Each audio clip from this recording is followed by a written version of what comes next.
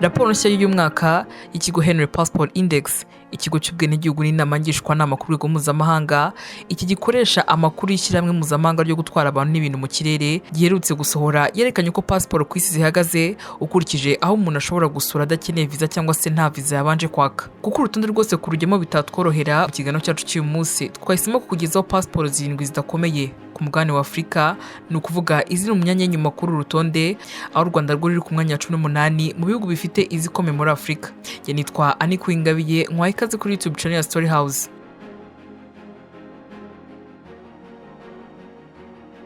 Ubundi pasiporo isobanurwa nk'inyandiko yemewe yatanzwe na guverinoma runaka, ikemeza umwirondoro nyir'ubwite ndetse n'ubwenegihugu, kandi ikamuha uburenganzira bwo gukora ingendo zifite ubwishingizi mu bihugu bitandukanye.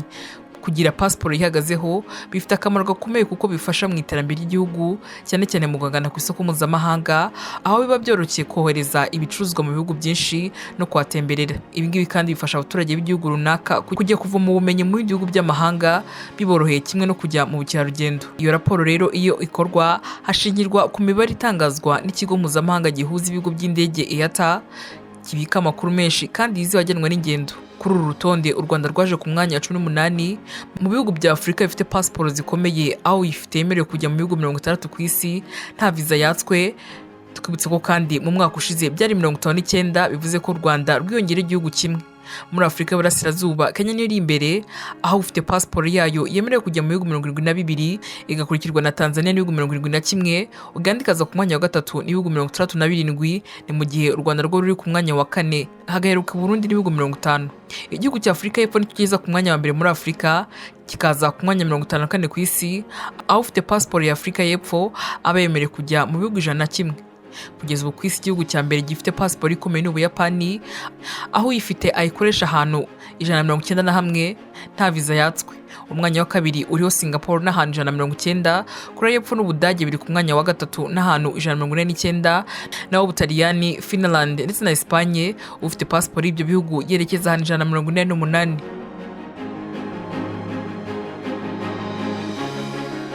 Nkuko tutangira ikiganiro cyacu twabibabwiyeho, reka noneho turebere hamwe ibihugu biza ku mwanya wa nyuma mu kugira pasiporo zidakomeye ku isi, aho pasiporo ya Somalia ariyo yashyizwe ku rutonde rwa pasiporo zidafite agaciro cyane muri Afurika ndetse no ku isi. Somalia yashyizwe ku mwanya 106, aho abafite pasiporo ya Somalia bashobora gusura ahantu 33 batabanje kwaka viza. Kuva muri 2007 Somalia imaze gufata ingamba nyinshi zo kunoza ingufu za pasiporo yayo, harimo gutanga e-passport ndetse n'ibyangombwa by'irangamuntu hamwe n'icyemezo cy'amavuko. Ikindi gihugu gifite pasiporo isa nk'iciriritse ni Libya. Ku rutonde rw'104 ku isi, pasiporo ya Libya ni pasiporo ya kabiri idafite agaciro muri Afurika no ku isi. Abafite pasiporo ya Libya bashobora gusura ibihugu 38 nta viza gusa. Iyi pasiporo ya Libya ikaba ihabwa abaturage ba Libya mu ngendo mpuzamahanga no kumenyekanisha bene igihugu ku mipaka ndetse no mu mahanga.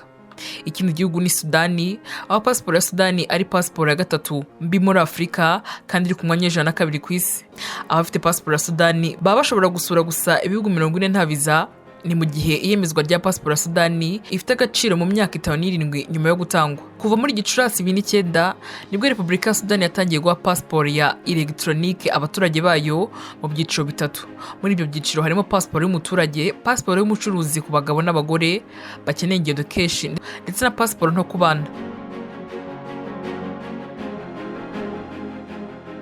Repubulika Iharanira Demokarasi ya Kongo nayo iri mu bihugu bifite pasiporo zidafite agaciro muri uno mwaka. Iki gihugu ni igihugu kiri muri Afurika yo hagati, kikaba kandi aricyo gihugu cya kabiri kinini muri Afurika n'icya 11 kinini ku isi.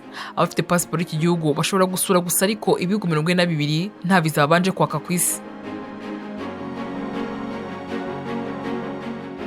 Indi pasiporo iri kuri rutonde ni pasiporo ya Eritrea. Kimwe na Repubulika Iharanira Demokarasi ya Kongo, abafite pasiporo ya Eritrea nabo bashobora gusura ibihugu 42 gusa ku isi nta viza batswe.